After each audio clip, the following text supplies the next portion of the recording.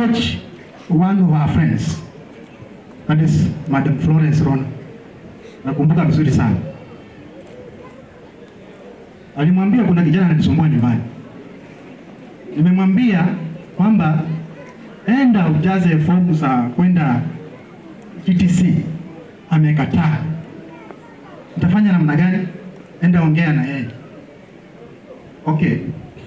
Baadaye nilikubali tu shingo upande. Barua ilikuja, bado sijakubali. Hata siku ya mwisho ndio niende, nilikuwa nimeenda recruitment kule Kapsokoni.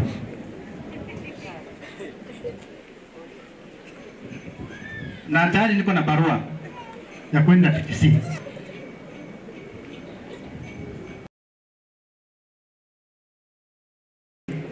Sikuweza kuchukuliwa. Lakini nashukuru Mungu, ndugu yangu huyu aliweza kuchukuliwa. Bila kutoa sendi hata moja. Nafikiri Mungu alijibu matamanio yangu kupitia ndugu yangu. Mimi nikaenda college. Na bado still nikiwa barabarani niko nawaza. Lakini mwishowe ilibidi nikubali. Na ndio huu sasa mimi mwalimu. Baadaye niliweza kujisaili, nikajiuliza maswali mengi sana, lakini ilibidi nifanye nini? Nikubali. Kwa hivyo ni kwa sababu ya upendo wa mama, angeweza kuacha kijana yake aribikie tu mtaani 4 years, staying at home for 4 years. Si utaribika? Yeah. Lakini kupitia kwa mawaidha yake, kwa sababu amekuwa ni advice. Hata baada ya kuwa mwalimu bado still up the last moment she has been advising me. I remember the last week before she passed on, alisimama na kuniangalia, kumtazama. Wewe mwalimu fupishe hii maneno. Akasema, Simon, kijana mdogo, will you be doing this every day? Nikisema hivyo wengine wanaelewa.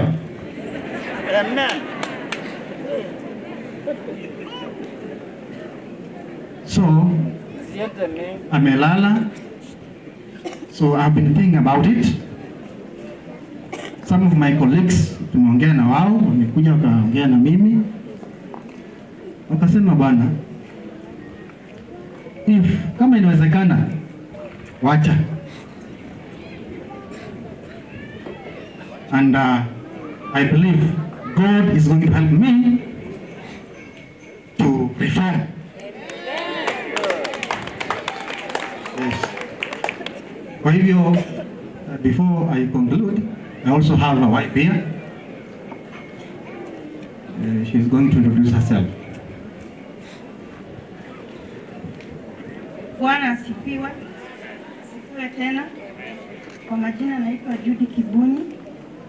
Na wacha niseme ya kwamba mama alinikaribisha kwa boma yake. Ilikuwa mwaka wa 2008.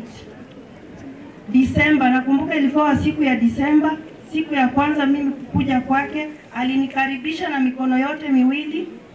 Hakuangalia ukabila, natoka kabila gani ama nimetoka wapi, alinikumbatia akanikaribisha.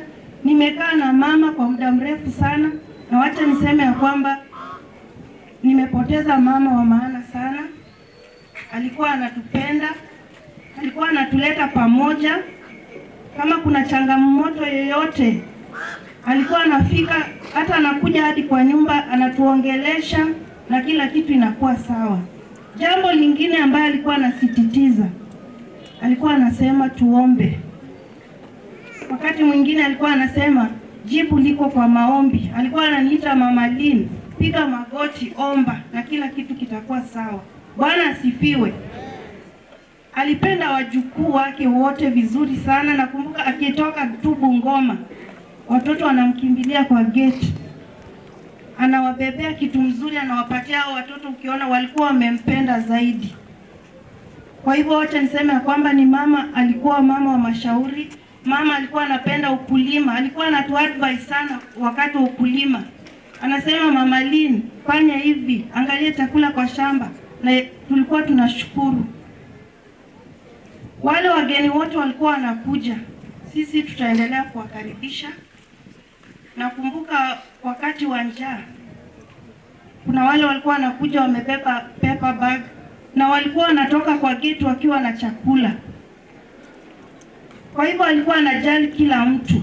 Hata kama mtu alikuwa anakuja amelewa, alikuwa anamuelewa na anamuongelesha. Kwa hivyo wenzangu ambaye wananifuata, kwa sababu mimi ndio mke mkubwa kwa hiyo boma, wacha tushikane, tuwe na upendo, tukaribishe wageni. Wacha ile boma ionekane ya kwamba mama hata mahali atakuwa yuko ataona hiyo boma imesimama. Na mama ambao wamebaki tushike mkono, na sisi tutakuwa tayari kusikiza mashauriano yenu. Kwa hivyo najua ametuacha, lakini sema ya kwamba wacha tuandae mioyo yetu, maana hatujui saa wala dakika. Hivyo inaweza kuja wakati wowote. Tujiandae mioyo yetu, tupende Mungu na twende kanisani. Bwana asifiwe. Tamalizia nikisoma my tribute. Mom, you welcomed me into your family with open arms and a kind heart. You treated me like one of your own, and I will always be grateful for your love and acceptance. Your warmth and generosity touched my life in countless ways. I'm honored. Okay, mtaniruhusu, niko na kikundi naitwa Sulwe. Kama mwenyekiti yako karibu anaweza kafika hapa, tumepatiwa tu dakika chache. Dakika moja. Karibuni.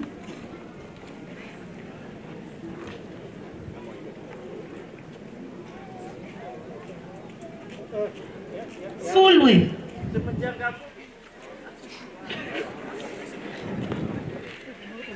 Thank you. I think we will give them an opportunity toward the end to say a word, if we can spare some time.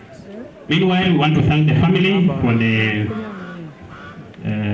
tributes you made, and we would like you to go and sit down, please. Maybe Lillian can remain behind because you are going to read the eulogy.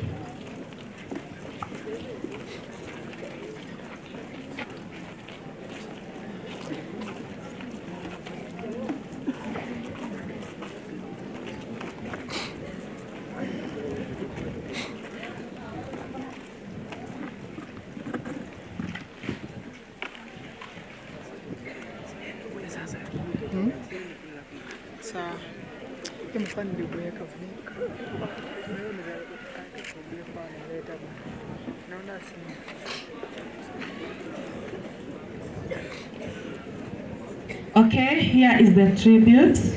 Onwe in Kamoson area, by then Emanang village. She was a sister to Javan, the late Florence, Rosemary, Agnes, Jen, Alice, Manoa, Amos, and Peter. She was married to the late William Mokoit and were blessed with Simon, Emmanuel, Rose, Carol, Anne, David, Lillian, and Kevin. Grandmother to Purity, Daryl, Lynn, Goodwill, Patience, Trevor, Faith, Blessing, Adrian, Ethan, Princess, Noel, Neville, Dalton, Theodora, Adia, Ashley, Alvin, Ariana, Sandra, Elsie, and Favor. And to Mike, Kipsagit, Stephen, Yego, Mika, Cecilia, Susan, Felix, Ruth, Perita, Claire, Vita, Vitalis, Dickens, Jack, Chris, Nahomicha, Sharon, Ben, Sydney, Clara, and Ray. Sister-in-law to Julia, Margaret, Jonathan, Jennifer, Benito, Let Stephen, Let Magas, John Edward, Bramwell, the Let Juma, James, Fannis, Evelyn, Jones, Jenros, Naomi, Sarah, Mary, and Jacqueline. Education. She started her primary education at Cheptais SA in the year 1965 and later did her Certificate of Primary Education, that is CPE, in the year 1973 and passed with flying colors. She joined Lugulu Girls High School in the year 1974 for her secondary education. Proceed to Form 5. Therefore, she joined Highbridge Teachers College, where she did her P1 Teacher's Certificate in Primary Teachers Education. Occupation. After completion of her college education, she was first posted to Kamuriari Primary School in Busia District in the year 1985 and later transferred to Kimaswa Primary School in 1986. She worked at this station for the longest period of her distinguished career before moving to Kapsesoi SA Primary in the year 2009, where she worked until her retirement in 2018. Apart from formal employment, she also engaged in farming activities where farmers realized her potential and was elected to represent coffee farmers' interests at Chepkube Factory Society. She was a member of the Lands Board Cheptai Sub-County. She also held leadership positions in the Reformed Church of East Africa, that is RCEA. Her legacy will live on in the many lives she touched and dedicated educator and leader. Religion. She started as a young member of Salvation Army Cheptai's Corps, where she was baptized. Later, she shifted to Reformed Church of East Africa in the 1990s and was a devoted member of the church till her demise. She was baptized by Reverend Solomon Soet. She held various office functions in the National Synod as a member of Executive and National Board as the Secretary of Women Desk. She was also a Secretary of Parish in Cheptais as a signatory of various church accounts. Miss Priscilla was a women group church leader among other community activities. Foremost, she was a very honest Christian, happy and committed in typing, thanksgiving, offertory, and building projects of God's sanctuary. She was a cheerful giver and supported all the functions of the church. Health. Madam Priscilla has been of good health since childhood. She never complained of any major complications till the year 2018. After retirement, in the year 2018, she was involved in a motorcycle accident where she sustained injuries that led to development of back problems and could not perform heavy tasks. She later visited a specialist after the accident and was discovered that she had developed high blood pressure. She was on medication till her demise. She passed on 5th of October 2024 around 11 a.m. at the age of 67. May her soul rest in peace. Thank you, Lillian. I now want to call upon the church leadership, the lay leaders. If you know you are a leader in our church, please come here so that we can also give our tributes.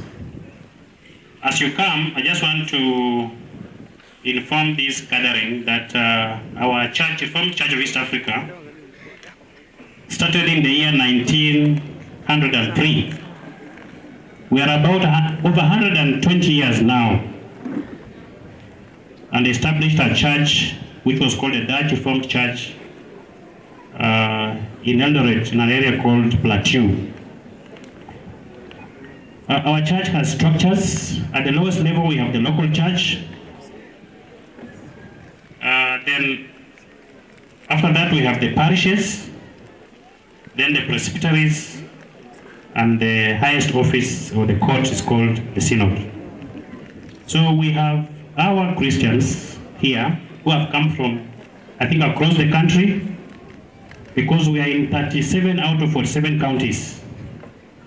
So we have people who have come from as far as Kaptama, Chepkube, Cheptais, Bungoma, Mabusi, Kakamega. So we are all here. Kama wale nimetaja wajakuja, waje tupate viongozi kutoka Cheptais Parish. Kujeni kwa haraka. So our church has a number of departments. We have a college that trains theological leaders in Eldoret.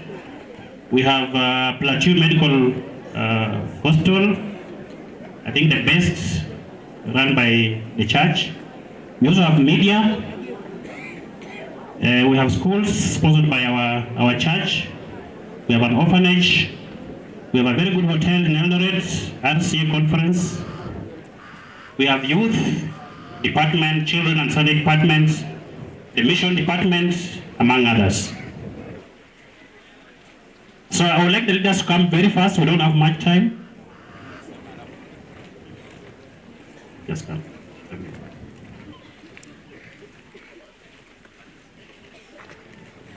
So tutaanza na viongozi waliokuwa wanafanya kazi na Madam Priscilla.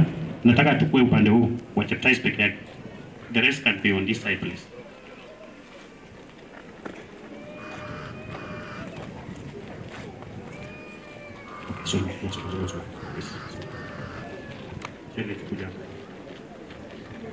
So tuko na parishes ambazo zimekuwa represented. Nitapeana chairman wa Chekube Parish. Kwanza waje introduce chairman.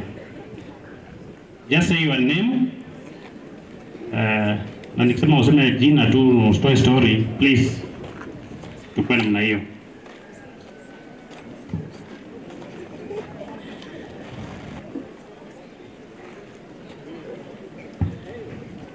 Asante. Nashukuru sana kwa kikao hii ambayo dada wetu